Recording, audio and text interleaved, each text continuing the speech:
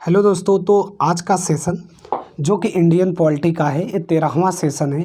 इसके माध्यम से आपको राज्यपाल के विषय में बताया जाएगा, उससे संबंधित जो भी महत्वपूर्ण अनुच्छेद है वो सब देखा जाएगा और वेतन भत्ते इनके देखे जाएंगे, कितने वेतन हैं वर्तमान में। तो आइए स्टार्ट करते हैं। तो सबसे पहले यहाँ से अनुच्छेद देखते हैं।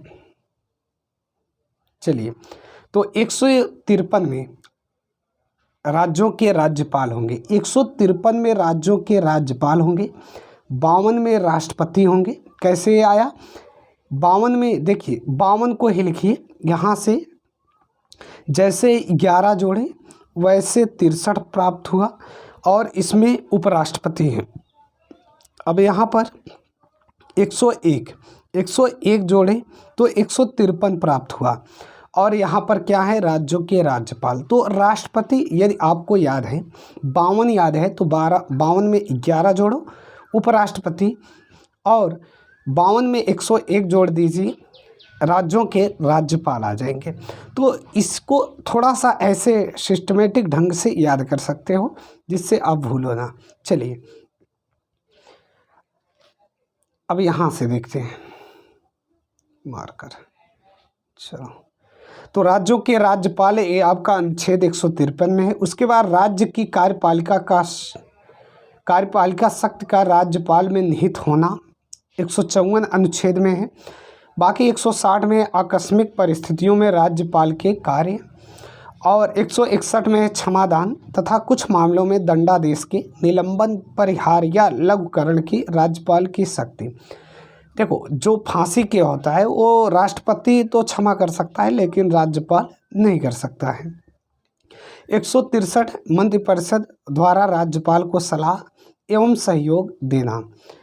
200 में है राज्य विधानसभा द्वारा पारित विधेयकों पर राज्यपाल की अनुमति, जो भी विधेयक रहेगा उस पर अनुमति अपना देंगे, अनुच्छेद 2 में।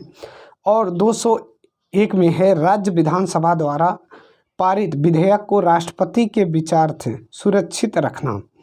और 213 में है राज्यपाल की अध्यादेश जारी करने की शक्ति। जो राष्ट्रपति की अध्यादेश जारी करने की शक्ति है वो 123 में है। किसमें है?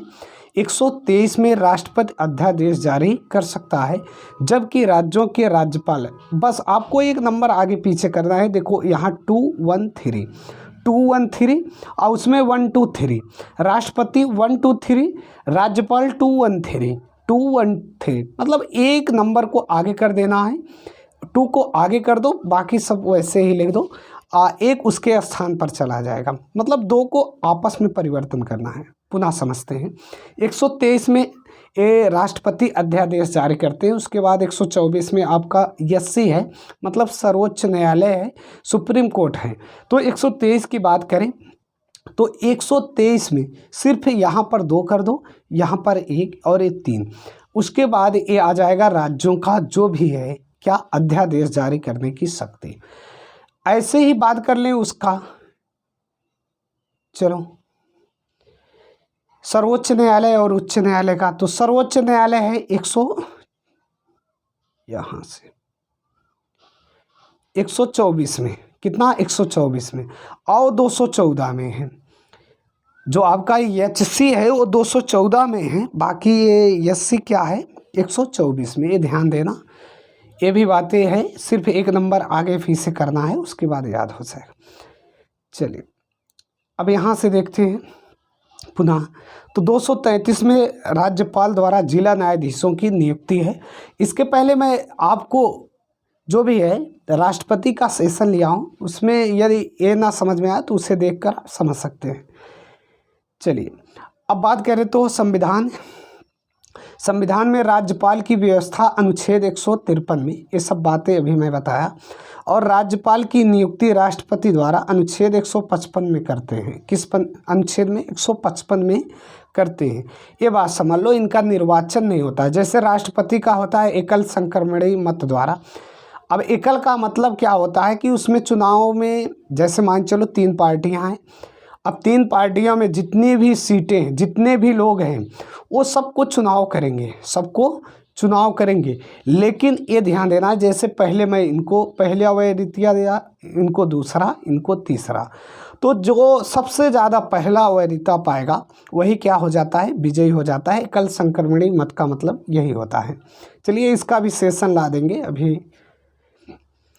राज्य की कार्यपालिका का प्रमुख राज्यपाल होता है। जो राज्यों की कार्यपालिका होता है उसके प्रमुख क्या होते हैं, राज्यपाल होते हैं। इसी प्रकार केंद्र की जो कार्यपालिका होती है उसके प्रमुख राष्ट्रपति होते हैं। राज्यपाल पद पर नियुक्त करने क्या योग्यता होनी चाहिए, तो वो भारत का नागरिक हो, अपनी आयु का 35 वर्ष पूरा कर चुका हो, किसी सरकारी लाभ के पद पर ना हो, वह राज्य विधानसभा का सदस्य चुने जाने के योग्य हो।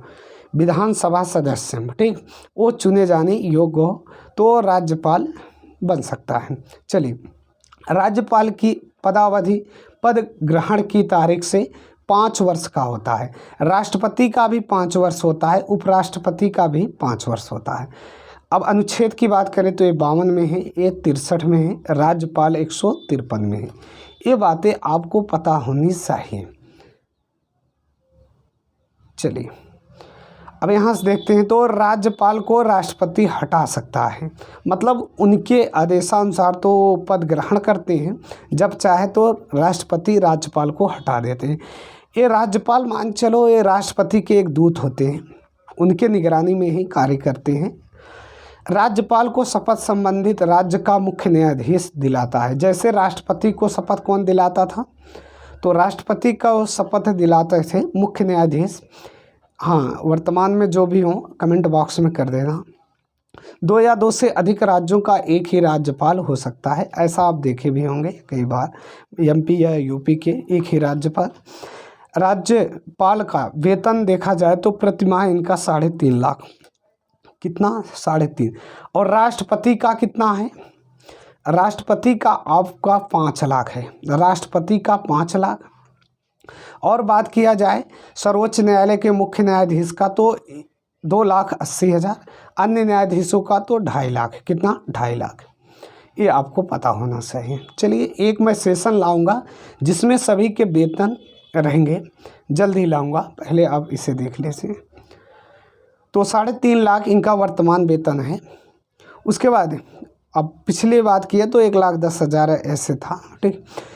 तो राष्ट्रपति निर्धारित करता है कि वही वेतन मिलता है, ऐसे समझ लो। यदि 2 या 2 से अधिक राज्यों का एक राज्यपाल हो जाता है तो राष्ट्रपति उसे निर्धारित करता है कि वही वेतन मिलेगा कि बढ़ाकर मिलेगा।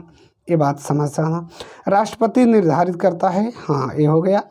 राज्यपाल की पदावधि के दौरान उसके विरुद्ध कोई आपराधिक कार्यवाही प्रारंभ नहीं किया जा सकता है जब तक वो पद में रहते हैं। पदावधि के दौरान राज्यपाल की गिरफ्तारी नहीं हो सकता है। और राज्य सरकार के प्रशासन का अध्यक्ष राज्यपाल होता है। राज्य के जो मुख्यमंत्री और अन्य मंत्रियों की नियुक्ति कौन दिलाता है, राज्यपाल। जैसे वहाँ प्रधानमंत्री की शपथ कौन दिलाता था, राष्ट्रपति, वैसे यहाँ राज्यपाल जो राज्य के मुख्यमंत्री होंगे उनको शपथ दिलाएंगे। अब राज्य लोक सेवा आयोग के अध्यक्ष की नियुक्ति ये भी राज्यपाल ही दिलाते हैं। राज्यपाल राज्य प्रशासन के संबंध में मुख्यमंत्री से सूचना प्राप्त कर सकते हैं। तो ये प्रमुख बातें थे। यहाँ से देख लेते हैं, राष्ट्रपति शासन के समय राज्यपाल केंद्र के अभिकर्ता के रूप में शासन चलाता है, मतलब उसके देख रेख में एक मान चलो एजेंट के रूप में कार्य करता है। राज्य विधानमंडल के सत्र को राज्यपाल ही आहूत तथा स्थगित करता है। जैसे कि वहाँ राष्ट्रपति जो लोकसभा और राज्यसभा होता है उसमें। अब राज्य विधानसभा को राज्यपाल भंग कर सकता है, जो विधानसभा होता है वो राज्यपाल भंग कर सकता है। राज्यपाल धन विधेयक के अतिरिक्त अन्य सभी विधेयकों को राष्ट्रपति के लिए आरक्षित कर सकता है।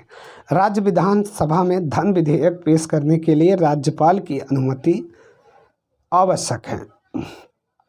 चलिए ये पॉइंट इम्पॉर्टेंट है कि राज्यपाल के पास विशेषाधिकार ऐसी शक्ति है जो कि राष्ट्रपति के पास नहीं है। विधानमंडल के प्रथम सत्र को राज्यपाल ही संबोधित करते हैं। चलिए ये तो महत्वपूर्ण कुछ बातें हो गई। अब वैसे ही मैं कुछ पूछता हूँ कि जम्मू एंड कश्मीर का एक मैं क्वेश्चन यहाँ से करता हूँ।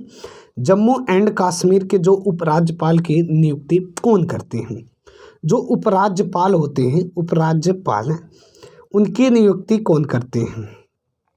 तो उनकी नियुक्ति करते हैं भारत के राष्ट्रपति। ये बात आपको पता होना चाहिए। भारत के जो राष्ट्रपति होते हैं वो जम्मू एंड कश्मीर के जो उपराज्यपाल होते हैं उनकी नियुक्ति करते हैं। चलिए, यदि आपसे पूछा जाए कि राज्यपाल किसके प्रति उत्तरदायी होता है, तो राष्ट्रपति के प्रति उत्तरदायी होता है। राष्ट्रपति के प्रति उत्तरदायी होता है। राज्यपाल, जो राज्यों के राज्यपाल होते हैं, वो किसके प्रति उत्तरदायी होते हैं, तो ये राष्ट्रपति के प्रति उत्तरदायी होते हैं। यदि पूछा जाए कि विधान जो परिषद होता है, विधान परिषद 6 राज्यों में है, तो विधान परिषद में राज्यपाल द्वारा कितने सदस्यों को मनोनीत किया जाता है, एक क्वेश्चन है। तो 1/6 सदस्यों को मनोनीत किया जाता है। ऐसे समझ लो, जैसे राष्ट्रपति वो राज्यसभा में 12 सदस्य मनोनीत करते हैं, 12, और लोकसभा में कितने, 2 सदस्य मनोनीत करते हैं, लेकिन उसमें कितने, राज्यसभा में 12। उसी कुछ तरीके से 1/6 सदस्य, जैसे मान चलो यूपी का कितना है, तो विधानसभा है 403। यदि विधान परिषद की बात करें तो यहाँ पर 99 है, विधान परिषद 99, और राज्यसभा की बात करें तो यूपी में 31 है और लोकसभा 80 है।